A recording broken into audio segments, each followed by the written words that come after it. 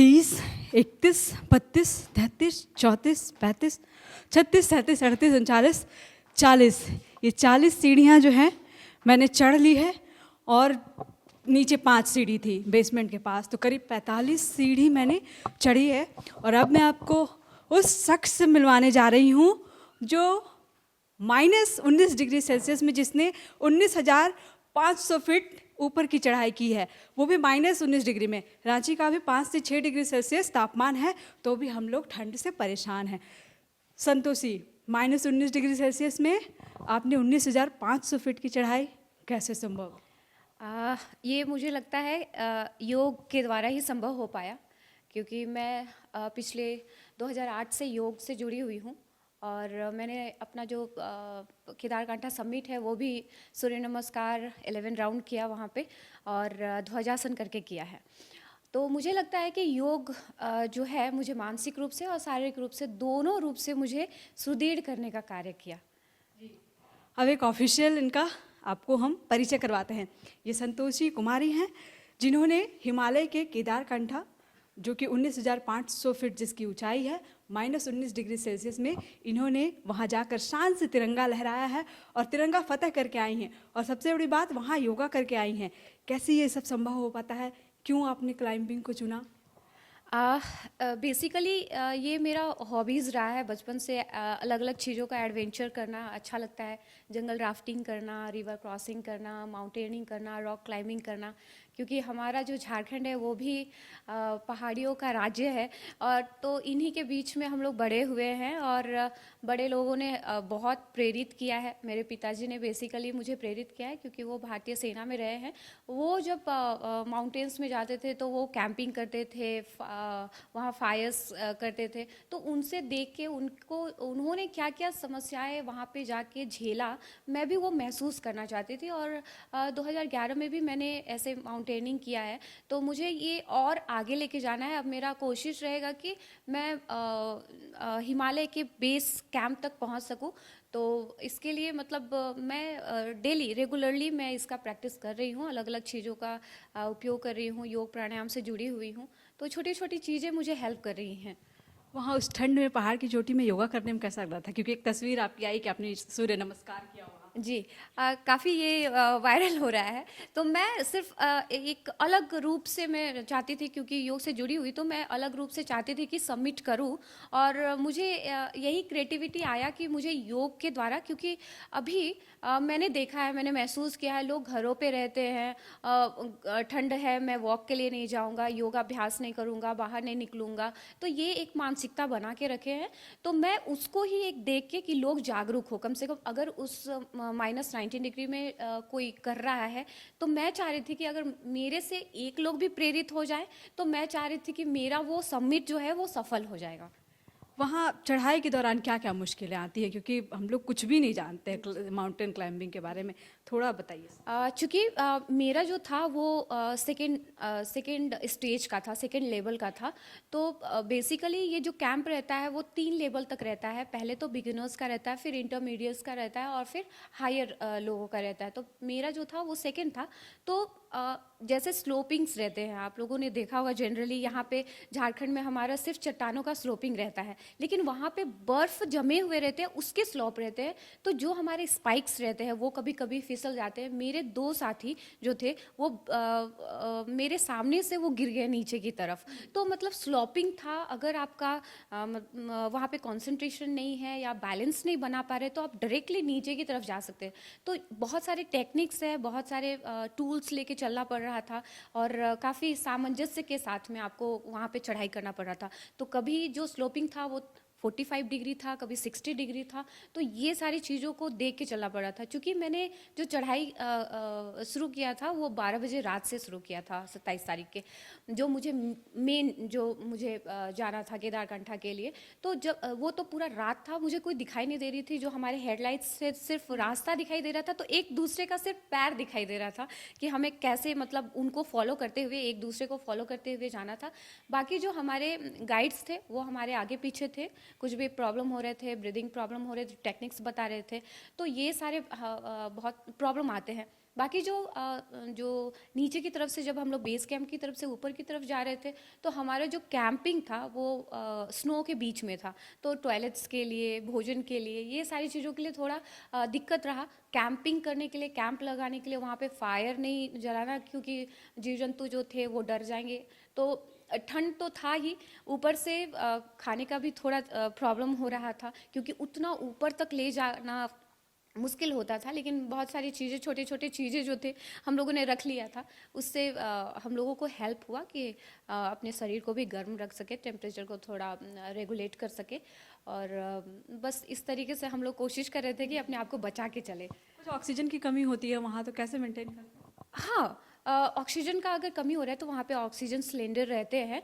जो हमारे गाइड्स रहते हैं उनके पास ऑक्सीजन सिलेंडर थे, उन्होंने वो हेल्प करते थे। बाकी लगता था जो लोग क्रिटिकल थोड़ा हो रहा है तो उनको वहाँ से ही वापस कर दिए। जैसे मेरे साथ बहुत सारे महाराष्ट्र, जो हमारे दक्षिण भारत के जो लोग हैं, उन लोगों का तो ऐसा कहीं पहाड़ियों से चलना नहीं होता है, तो उन लोगों का प्रैक्टिस भी नहीं रहता है। बट उन लोगों ने कोशिश किया, बट उन लोगों को उस हाफ से ही पीछे भेज दिया गया कि आप लोग क्योंकि हेल्थ को भी देख के चलना पड़ता है, तो उन लोगों को कहा गया कि आप लोग वापस वहाँ से चले जाएं। तो जो ऑक्सीजन रहता है धीरे धीरे कम होने लगता है। जैसे जैसे हम लोग केदारकांठा में तो उतना प्रॉब्लम नहीं हुआ, बट जैसे जैसे ऊपर और जैसे हिमालयन रेंज में और भी जा सकते हैं या हिमालय के बेस कैंप तक जाते हैं तो वहाँ पे थोड़ा सा प्रॉब्लम होता है। मतलब आपके साथ बहुत लोग? हाँ, और भी लोग थे काफ़ी, हमारे भारत से काफ़ी लोग थे। वहाँ पे ट्रैकिंग होते रहते हैं, बहुत सारे युवा हैं। और मैं तो झारखंड के युवाओं को कहना चाहूँगी कि आपके पास एनर्जी कूट कूट के भरे हुए हैं, तो आप लोग भी ऐसा एडवेंचरस माउंटेनिंग करने का प्रयास करिए। तो काफ़ी लोग वहाँ पे थे और काफ़ी मतलब मोटिवेशन के साथ में कर रहे थे। जो एकदम न्यू है, जैसे कि कोई एक बच्चा है वो चाहता है कि वो चढ़ना चाहता है पर्वत, उसको कहाँ से शुरू करनी होगी? ये बिगिनर्स, जैसे कि मैंने Atal Bihari mountaineering allied sports Manali से ट्रेनिंग लिया था 2011 में। तो उस समय हमें छोटी छोटी बारीकियों को बता रहे थे, अलग अलग टूल्स के बारे में बता रहे थे, कैसे आपको रोप को बांधना है, अगर एक पेड़ से दूसरे पेड़ में बांधना है, आपको कैंपिंग कैसे करना है, आपको टेंट कैसे लगाना है, टॉयलेट्स कैसे बनाने हैं, वहाँ पे कैसे रहना है। तो ये सारी चीज़ों को, छोटी छोटी चीज़ों को बताते, टेक्निकल्स चीज़ों को। तो कहीं एक जगह पे अगर आपको सच में, अगर आपको उस लेवल तक पहुंचना है, माउंटेन क्लाइंब करना है, तो आपको कहीं से एक ट्रेनिंग लेना चाहिए, जिससे आपको एक बेस क्लियर हो जाए, ताकि आप जब चढ़े तो बहुत जो जटिलताएं आती हैं उसको आप कम कर सके। कहाँ से आपकी यात्रा शुरू हुई थी, कितने घंटों की रही और कहाँ तक पहुँची? जी, मैंने पहले तो देहरादून से शुरू किया। देहरादून से लगभग 12 घंटा का रास्ता था, जो मैं बस से ट्रैवल करके वहाँ तक पहुँची। और फिर सांकरी एक जगह है उत्तर काशी में, उत्तर काशी डिस्ट्रिक्ट हमारे उत्तराखंड का स्टेट का एक डिस्ट्रिक्ट है। और वहाँ से मैंने चढ़ाई शुरू किया। पहले तो पैदल शुरू किया और 2 दिन मैंने वहाँ पे कैंप लगाए। पहला तो था हमारा जादू का तालाब, और दूसरा था हमारा केदारकांठा बेस कैंप। तो ये जो ड्यूरेशन था लगभग 2 से लेके 2.5 दिन का था। इतनी कम समय में आपने एक मिसाल की तरह कायम किया है कि इतनी ऊंची पर्वत पे आप चढ़ी हैं, ये झारखंड के लिए गौरव की बात है। अब ये बताइए कि क्या चाहती हैं आप, किसी तरह का कोई मदद या फिर सरकार से कुछ कहना? हाँ, चूँकि मैं चाह रही हूँ कि अगर इतना दूर पहुँची हूँ तो मैं अपने मनोबल को और ऊंचा करना चाहूँगी। चाहूँगी कि सरकार जो है या कोई भी कंपनीज जो है हमें हेल्प करे उस माउंटेनिंग कैंप तक ले जाने का, क्योंकि टाटा स्टील जैसे बड़ी बड़ी कंपनियाँ इसकी ट्रेनिंग करवाती हैं माउंटेन क्लाइंबिंग के लिए। तो मैं चाहूँगी कि अगर सरकार के द्वारा अगर किसी प्रकार का हेल्प हो पाए तो हमारे लिए काफ़ी अच्छा होगा। और छुट्टियां हमारी कम रहती हैं, तो हमारे पास कम दिन रहते हैं कि हम लोग कुछ कुछ क्रिएटिविटी कर सके, एडवेंचर्स कर सके।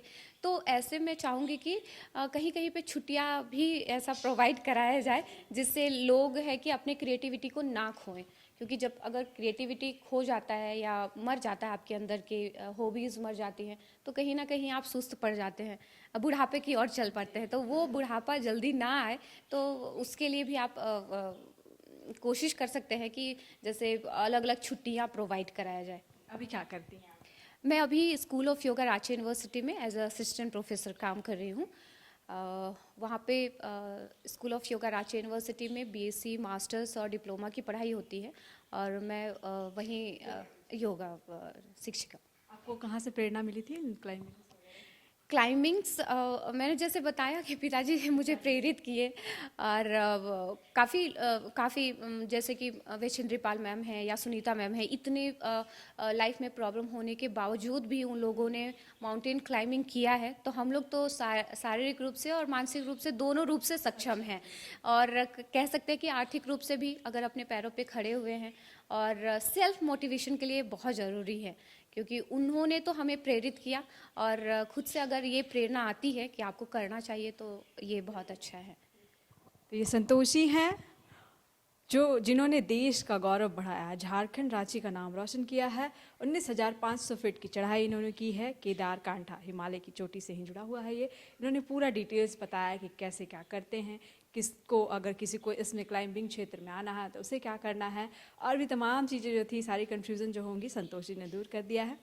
इसे ज़रूर आप देखिए, समझिए और झारखंड के गौरव को बढ़ाने के लिए और भी जितने युवा हैं जो क्लाइंबिंग क्षेत्र में शौक रखते हैं कि वो इस तरह का काम करें, उन्हें इस क्षेत्र में जरूर आना चाहिए। जी, थैंक यू।